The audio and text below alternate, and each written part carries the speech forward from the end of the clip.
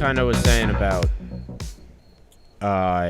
changing people's perspective of it, because what kind of triggers Cassie more than anything is like how people are constantly saying like how great of a guy this Al Monroe guy is, while like she knows all the horrible things, and like he himself even believes that he's a good guy at the end.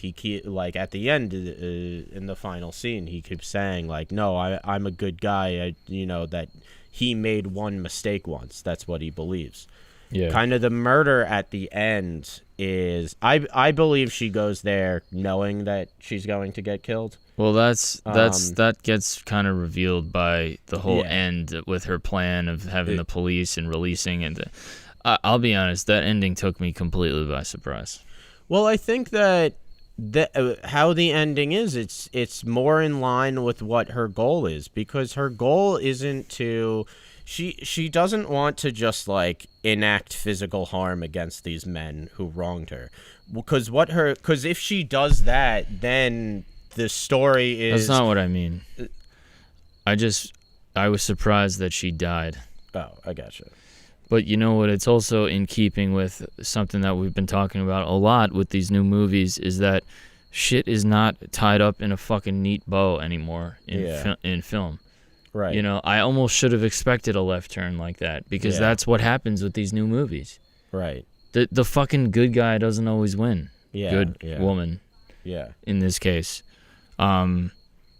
But I was just surprised, because it's obviously such a fucking heavy-handed feminist movie the whole time. Right. And then at the end, you're like, this is what we were waiting for? Yeah. For the fucking protagonist to get snuffed out with a fucking pillow? Right. Like, I was like, what the fuck what? So apparently in the original script, she gets killed, and like Al Monroe and his friends like get away with it. And she kind of decided, like, I can't end the movie that way. Like, first of all, Cassie wouldn't have went in there without, like, a backup plan. Like, she's just too methodical of a character to have done that. And the way I saw the ending is just, like, for her, since, like,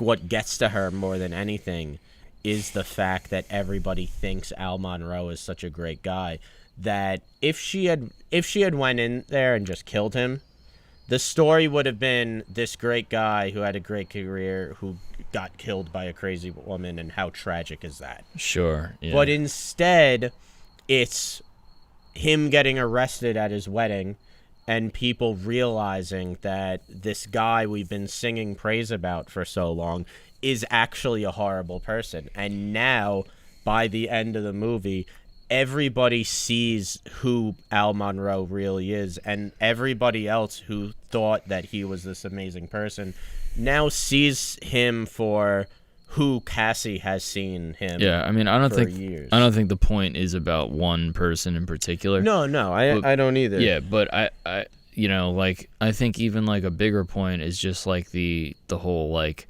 silence is violence thing. Right.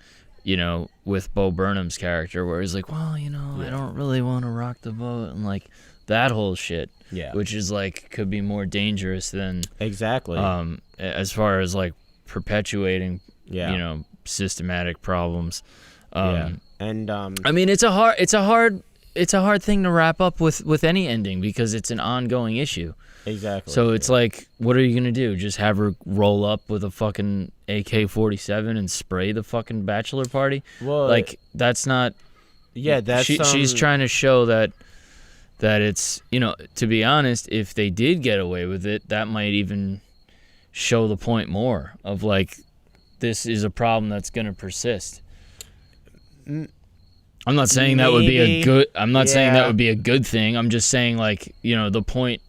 The point again is not about like one person, one incident. It's that it's an ongoing issue, and I don't know, that might exemplify it even more. Even though it would be the more unfortunate ending that we're rooting for. But I was taken aback by the fact that she's killed at the end. Yeah, well, Like the thing of rolling up to the bachelor party and basically like ending it like Kill Bill style of like she gets violent revenge against all of her rapists. The point. Yeah. Emerald Fennell was like, I can't end the movie that way because that's just not like a realistic way of like how this would happen, and two, how this character would react in that situation, like what her version of revenge would be. It wouldn't be rolling up and killing everybody. They do a good job. Or what's her name?